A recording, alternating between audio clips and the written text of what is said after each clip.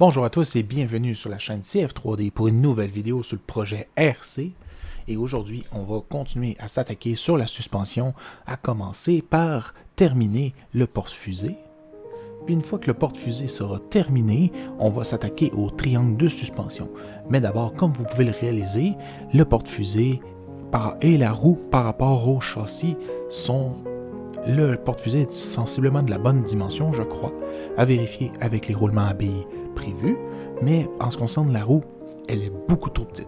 Donc, il va falloir redimensionner le tout pour l'adapter à nos besoins. Bien entendu, ce projet va nécessiter beaucoup de travail fait main, beaucoup de travail qui seront hors normes, mais que j'espère avec le temps va devenir un petit peu la norme pour ce type de projet. J'ai pas l'intention de juste produire une voiture télécommandée bon marché avec un plateau simple. Moi, c'est un châssis complet que je fabrique. Donc, sans plus tarder, je vais vous laisser profiter de cette vidéo.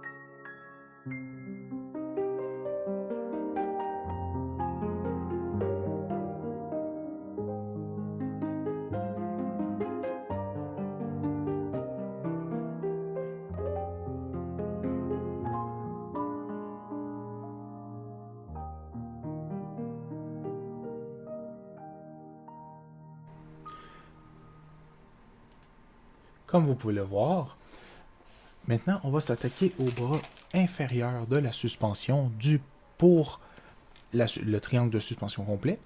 Et j'ai l'intention que mon triangle de suspension soit parfaitement symétrique. C'est-à-dire que le centre et le centre X, Y et Z, la pièce soit intégralement symétrique. Donc maintenant, je vais parler moins fort parce que certaines personnes surveillent ce que je fais. Mais dans l'idée, c'est que je vais fabriquer toutes les pièces.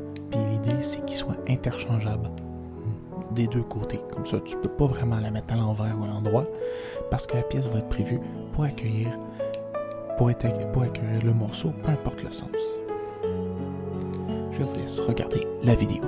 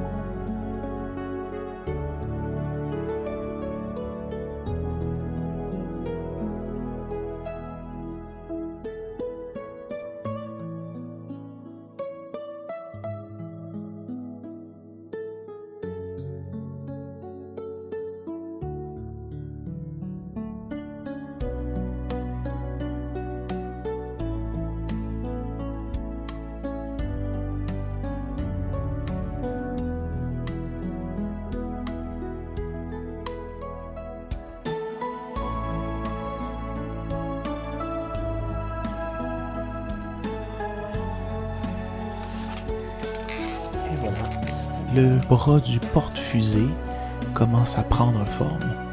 Et honnêtement, j'espère que vous allez apprécier. Honnêtement, étant donné que c'est du prototypage, puis que les pièces ne sont pas coulées dans le béton en termes de forme, ils ne demeureront pas à ces formes-là éternellement.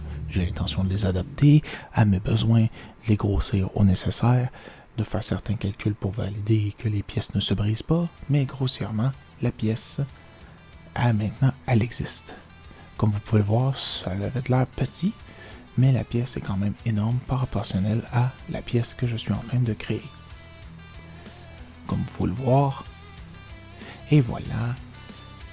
Le bras de suspension va nécessiter du travail, pareil pour le châssis inférieur, étant donné que ceux-ci devront se joindre.